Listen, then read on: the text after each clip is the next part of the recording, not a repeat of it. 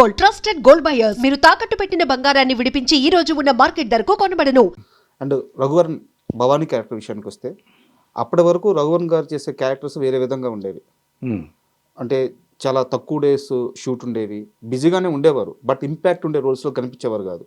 పైగా అదే సమయానికి ఆయన మీద కొన్ని ఆరోపణలు కూడా ఉన్నాయి. కొంచెం డ్రగ్స్ ఆరోపణలు ఉన్నాయి అండ్ టైమింగ్ విషయంలో ఆరోపణలు ఉన్నాయి.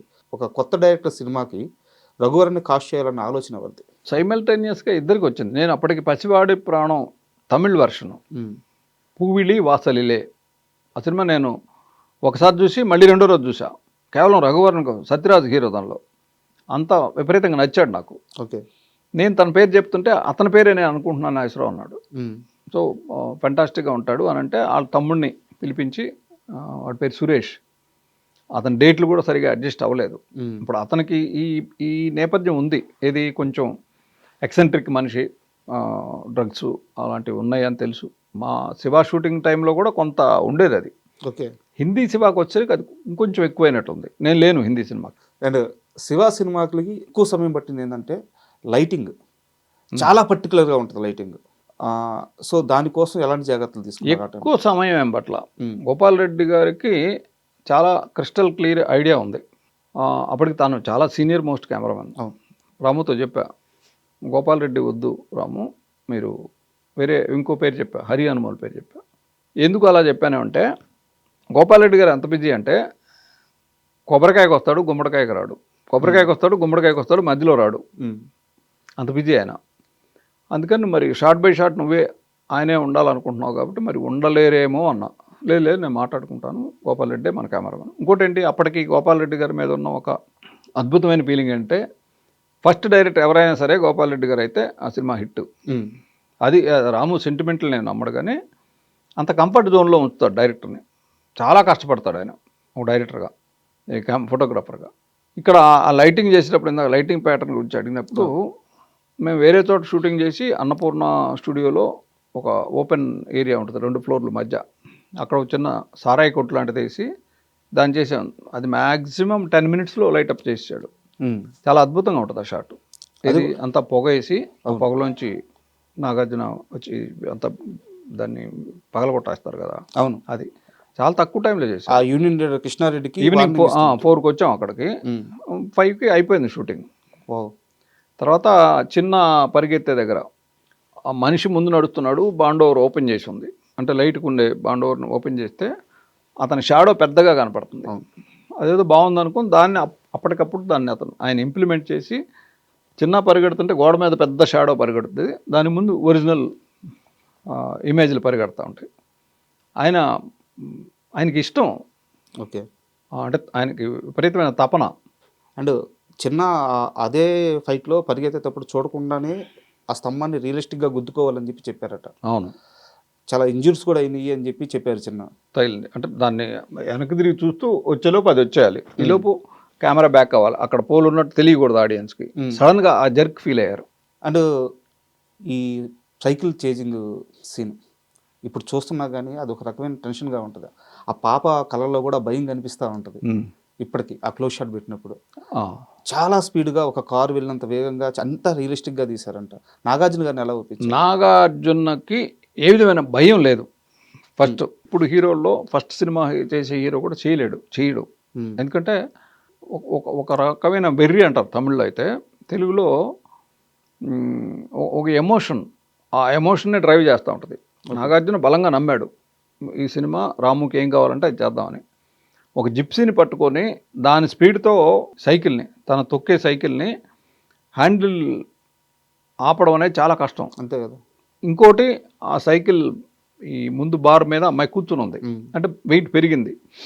అయినా కూడా అంటే ఒక్క సెకండ్ కనుక అటు ఇటు అయితే నాగార్జున పడిపోవడం, అమ్మాయి పడిపోవడం, చాలా ప్రమాదం జరిగేది. బేగంపేట బ్రిడ్జ్ మీద తీసాం అది.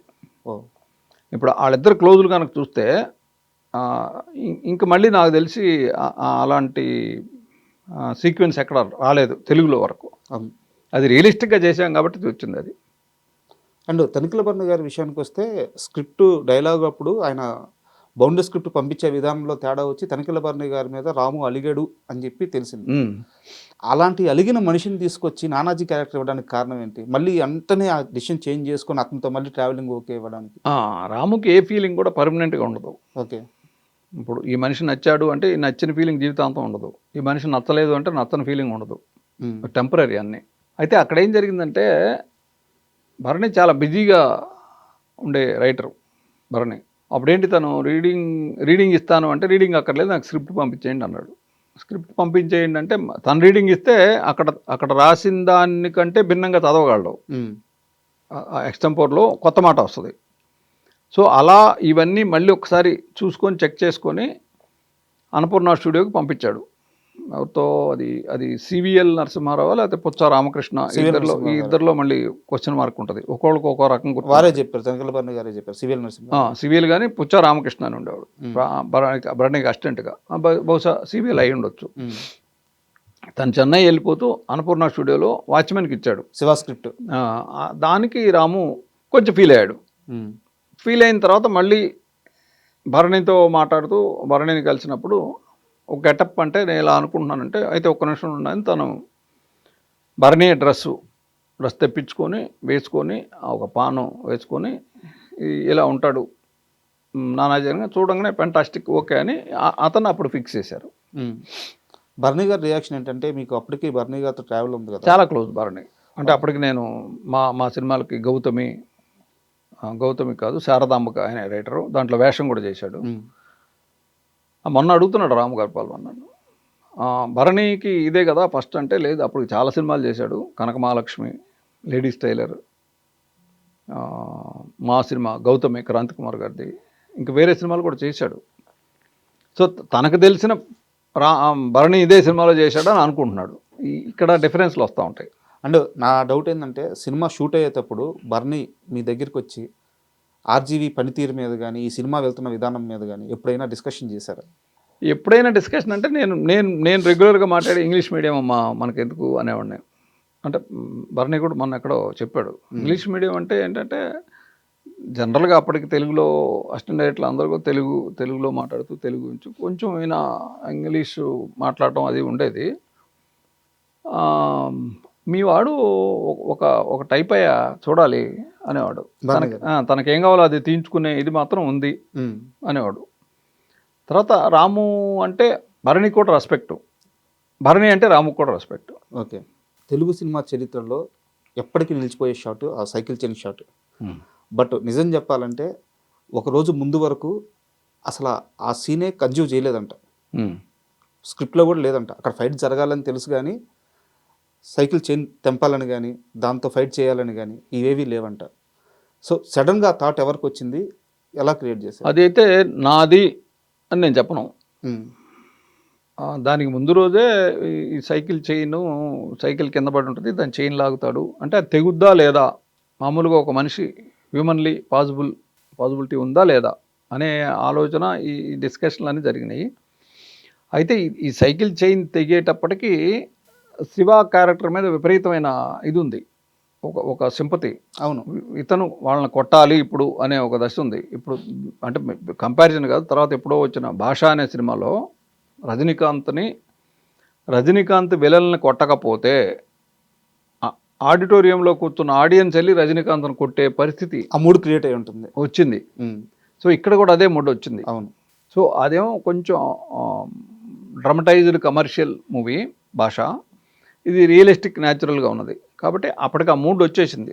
అది లాగిన వెంటనే ఇది లాగితే తెగుద్దా తెగదా చేయి తెగుద్దా ఈ ఎవడో ఆలోచించలేదు. ఆలోచించుంటే సినిమా ఆడేది కాదు.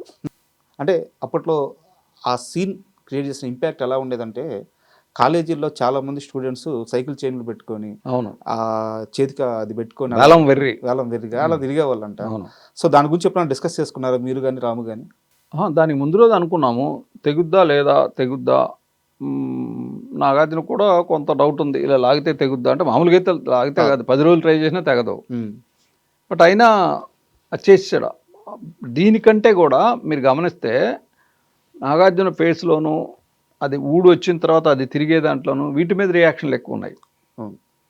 సో దాన్ని ఏమంటారు, దాన్ని మేనేజ్ చేసి ఇలా లాగాడు తెగింది అనే దాన్ని మాత్రం చెప్పి మిగతా రియాక్షన్లు ఎక్కువ చూపించాం కాబట్టి ఆడియన్స్కి తెగింది ఉమ్. ఇప్పుడు ఇలా చుట్టుకుంటున్నాడు ఇది మాత్రం కనపడింది. అందువల్ల అది చిన్న ఎస్కేపిజం